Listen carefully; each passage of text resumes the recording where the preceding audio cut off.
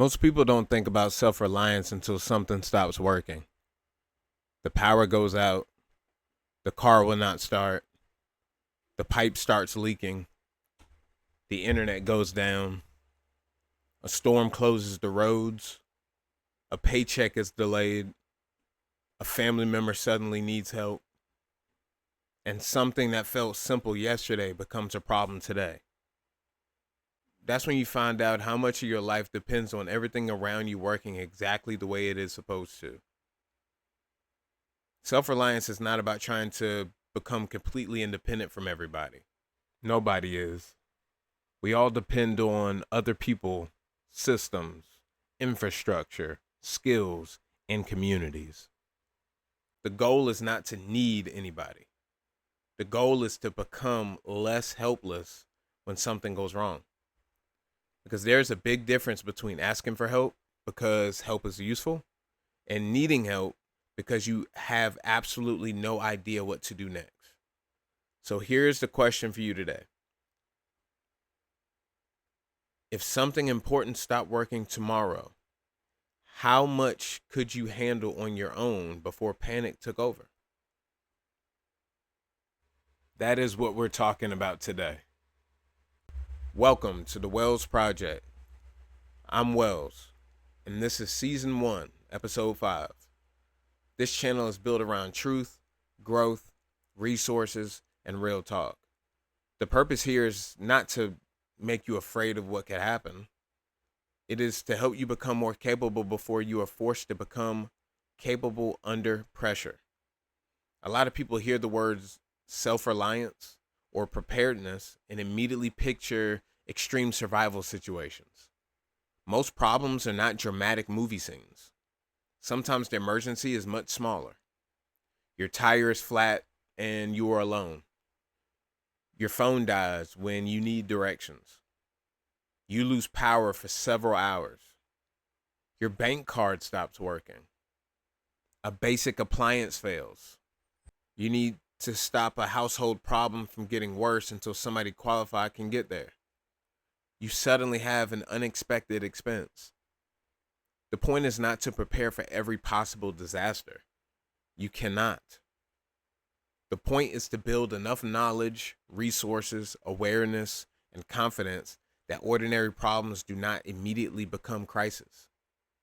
By the end of this episode, I want you to be able to look at your own life and identify where you are capable, where you are dependent, and what skills or preparations can make you much harder to overwhelm.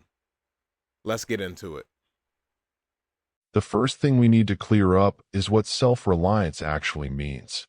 Self-reliance does not mean refusing help. It does not mean believing you should know how to do everything yourself. It does not mean distrusting everybody. And it definitely does not mean putting yourself in danger just to prove that you can handle something alone. Real self-reliance includes knowing when you can solve a problem, when you can temporarily stabilize a problem, and when you need somebody with more training.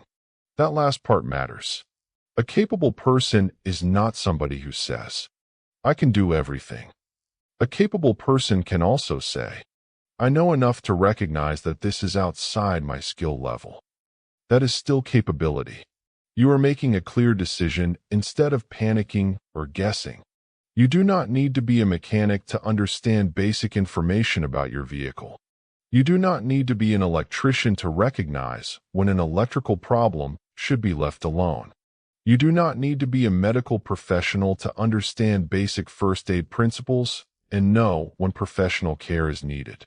You do not need to be a plumber to know where the main water shutoff is in your home.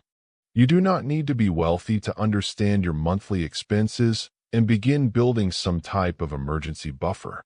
The goal is not mastery of everything. The goal is competence in enough areas that you can protect yourself, reduce damage, buy time, and make better decisions. Modern life is incredibly convenient. That is not a bad thing.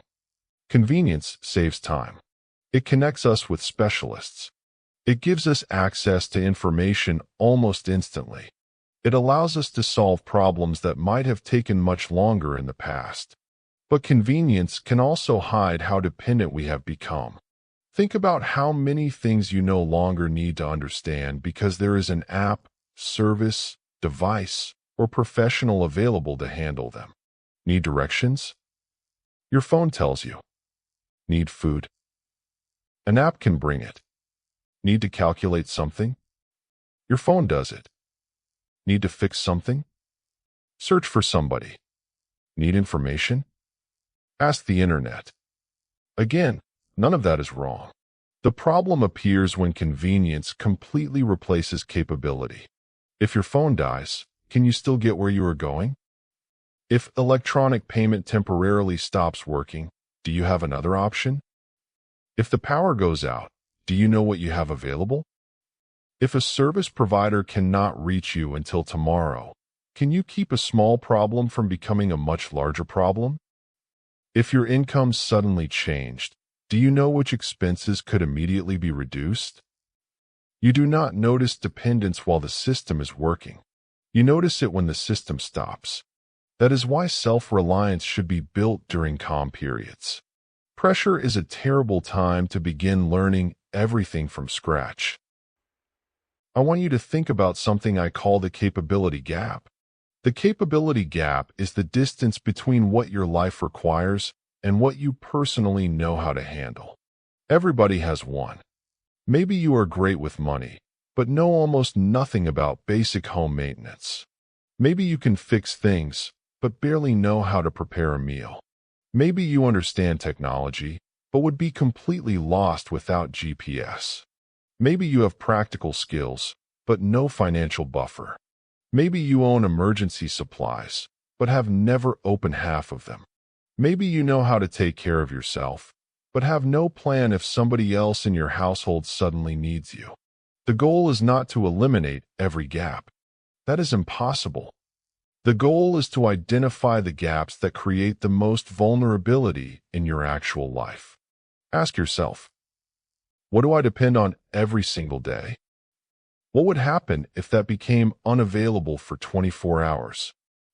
What problems would create the most stress for me? Which of those problems could I reduce with a little knowledge, organization, or preparation? That is a much smarter approach than buying random emergency gear because somebody online told you that you need it. Preparation should begin with your life, not somebody else's fear. Let's make this practical. There are 5 areas I think almost everybody should examine. 1. Your home. How well do you actually know the place where you live? Do you know where important shutoffs are? Do you know where your breaker panel is? Do you know where your flashlights are?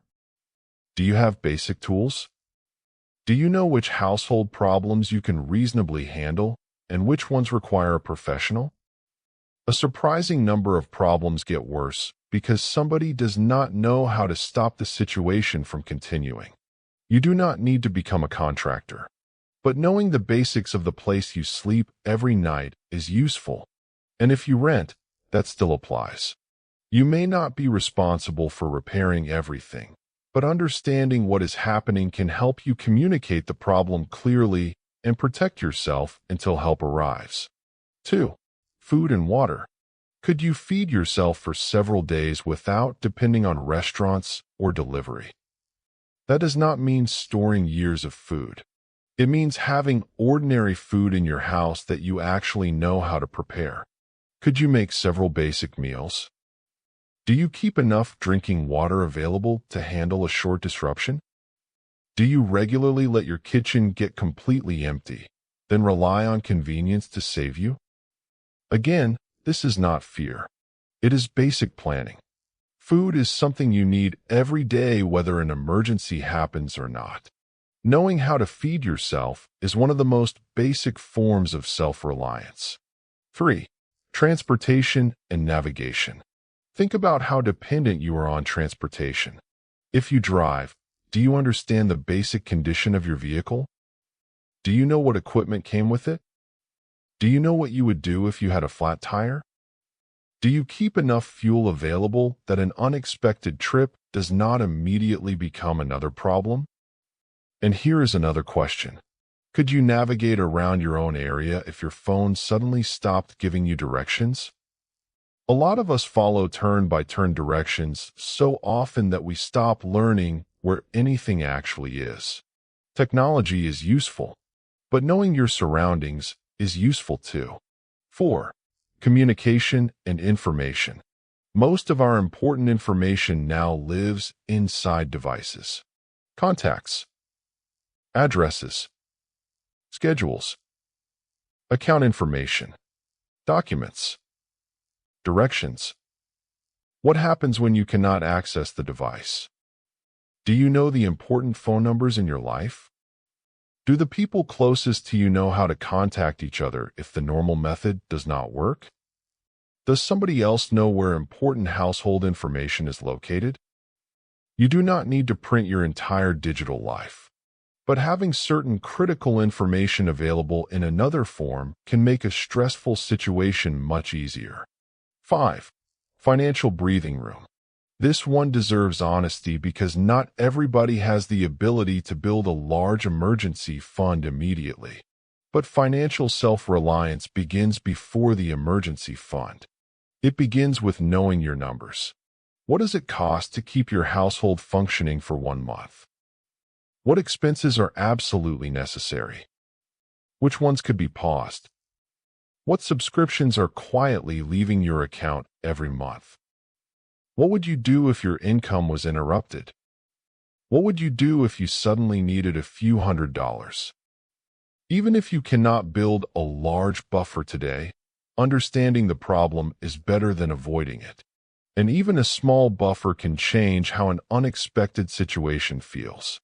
The point is not perfection. The point is reducing the number of situations where one problem immediately puts your entire life into panic mode. One of the easiest mistakes to make is confusing equipment with capability. People buy tools they have never used, emergency kits they have never opened, first aid supplies they would not know how to use, equipment they have never tested, food they do not normally eat. Gear can absolutely be useful, but equipment without knowledge can create false confidence.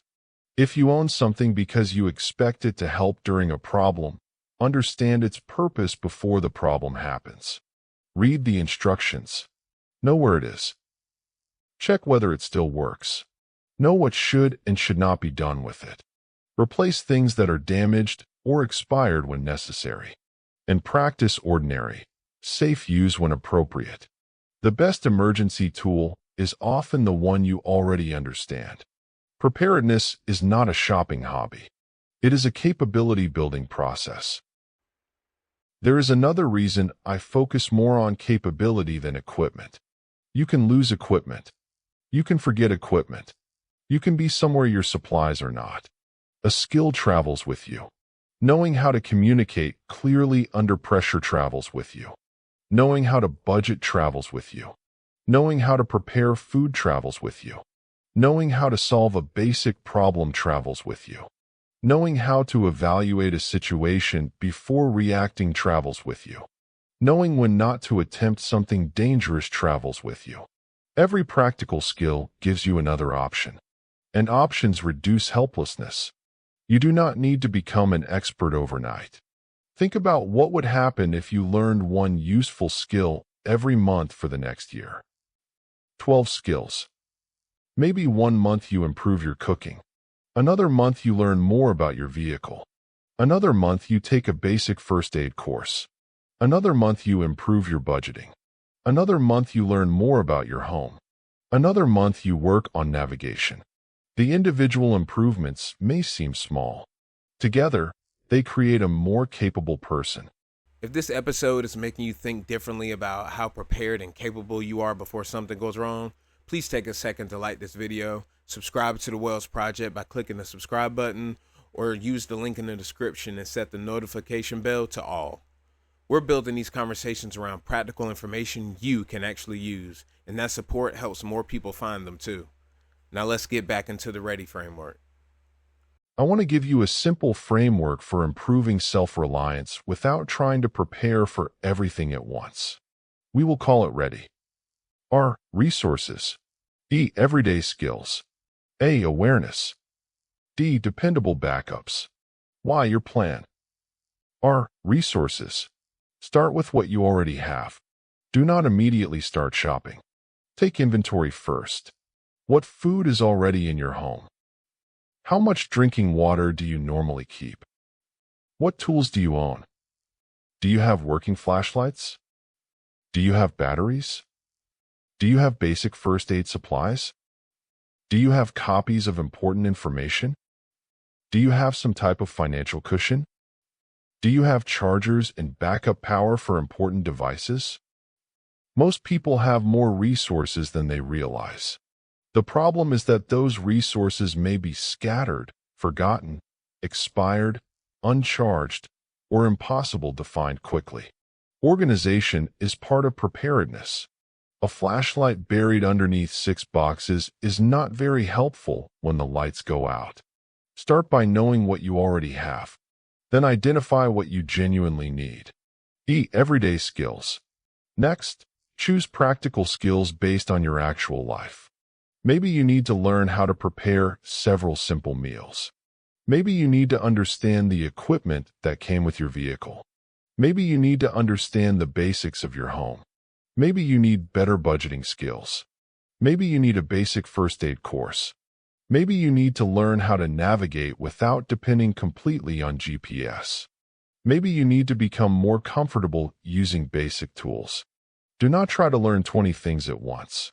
Choose one. Capability compounds.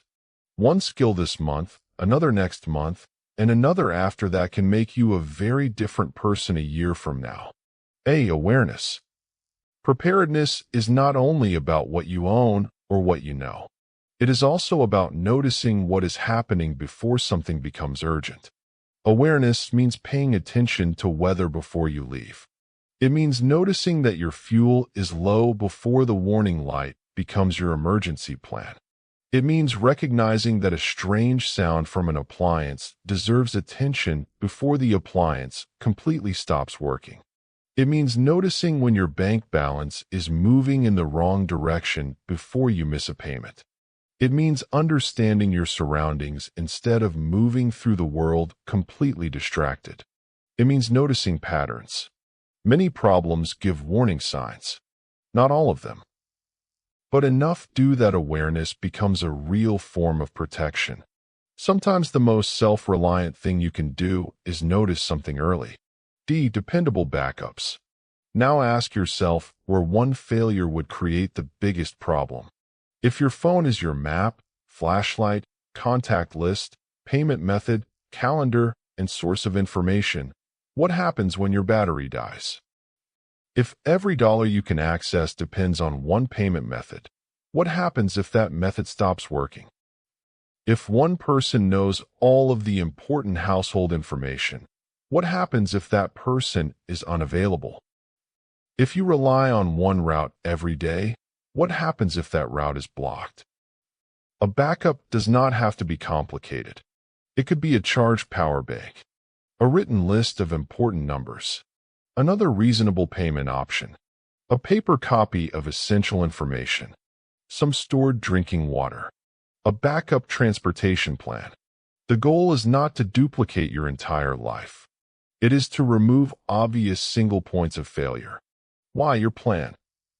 Finally, have a plan that fits your household. Who do you contact first? Where do you meet if communication becomes difficult? What does everybody in the household need to know? Where is important information kept? Who is responsible for children, older relatives, or pets? What would you do during a short power outage? What would you do if your normal transportation became unavailable? What would you do if you suddenly needed to leave home for a night? What would you do if an unexpected expense arrived tomorrow? You do not need a 50-page manual. A simple plan that people actually understand is more useful than an elaborate plan nobody remembers. The goal is to reduce the number of decisions you have to invent while you are already stressed. One of the most valuable things you can do is practice small inconveniences before they become real problems. Cook a meal using only what you already have. Take a familiar drive without GPS and see whether you actually know the route. Find your important household shutoffs before you need them. Locate your breaker panel. Check your flashlight. Look through your basic supplies. Write down important contact information. Review your spending and identify what is essential and what is automatic. These are not dramatic exercises. That is exactly why they are useful. You are building familiarity, and familiarity reduces panic. When something goes wrong, the first few minutes often matter because that is when people are trying to understand what happened. If you have already thought through the situation, you are not beginning from zero. You have a starting point. There is another part of self-reliance that may sound contradictory. Strong self-reliance includes strong relationships. Knowing people matters. Knowing your neighbors matters. Knowing who has which skills matters. Having people you trust matters. Being the kind of person other people can rely on matters too.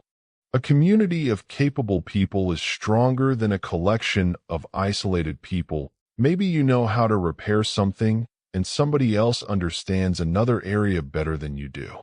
Maybe one person has transportation and another has useful information. Maybe somebody simply needs another person to check on them. There is strength in being useful to other people. There is also strength in knowing who you can call when your own abilities reach their limit. Self-reliance should make you a stronger part of a community, not remove you from one. There is a difference between preparedness and obsession. Preparedness says, if something goes wrong, I want to have options. Fear says, something is always about to go wrong. Those are completely different ways to live. You can prepare without constantly expecting disaster. You can keep reasonable supplies without living in fear. You can build skills because skills are useful even when nothing dramatic happens. Knowing how to cook can save money. Knowing basic home maintenance can prevent damage. Understanding your finances can reduce stress. Basic first aid knowledge can be useful during everyday accidents. Knowing your area can make travel easier. Learning to solve problems can build confidence. The best preparedness skills improve ordinary life too. That is why self-reliance is bigger than emergencies. It is about becoming a person who has more options. Here is something practical you can do over the next 30 days. Week 1. Inventory. Look at your home, vehicle, finances, communication, and basic supplies. Do not buy anything yet. Write down what you already have. Then write down the obvious gaps. What is missing? What does not work? What do you own but not understand? What do you depend on without a backup? Week 2. One skill. Choose one practical skill that would genuinely improve your life. Learn it. Practice it safely. Do not just watch somebody else do it and tell yourself you know it. There is a difference between recognizing a skill and being able to perform it. Week 3. One backup. Identify one important part of your life with no backup. Communication. Power. Transportation. Payment. Information. Food. Whatever creates the most vulnerability for you. Create one realistic backup, not 10. 1. Week 4. Your plan. Think through the most likely disruptions in your actual life. Not every disaster imaginable. Your life. A power outage. A transportation problem. A sudden expense. A household problem. A communication problem.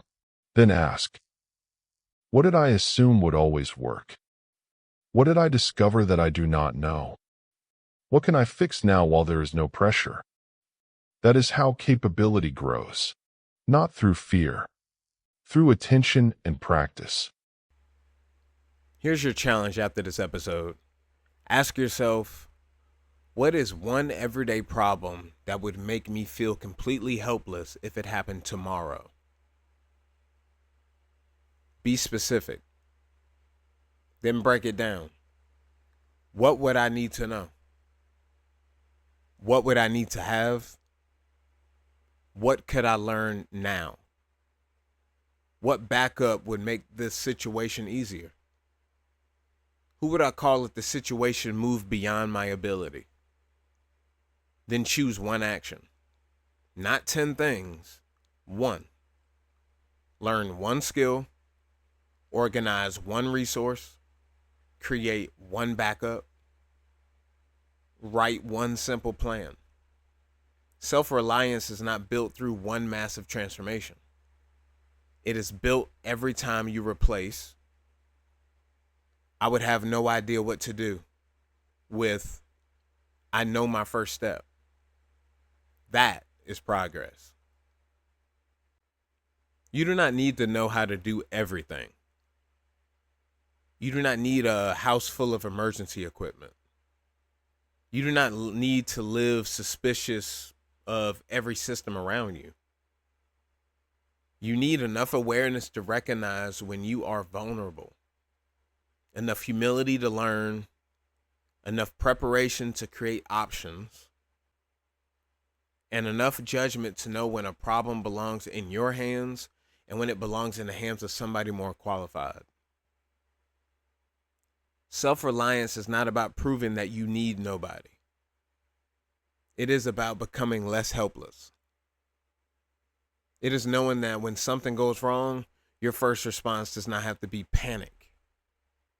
You can stop, assess, use what you know, protect what matters, and make the next decision. So here's the question I want you to answer in the comments below. What is one practical skill or area of your life that you know you need to strengthen before you actually need it? Share only what you are comfortable sharing. It takes something to share personal weaknesses or areas where you feel unprepared publicly, and your answer may help somebody else recognize a gap in their own life too. If this episode gave you something that you can actually apply, like the video and subscribe to the Welz Project. I'm Welz. This is the Welz Project. Challenge ideas, not people. Think deeper, live better. Truth, growth, resources, real talk. See you next time. Peace and love.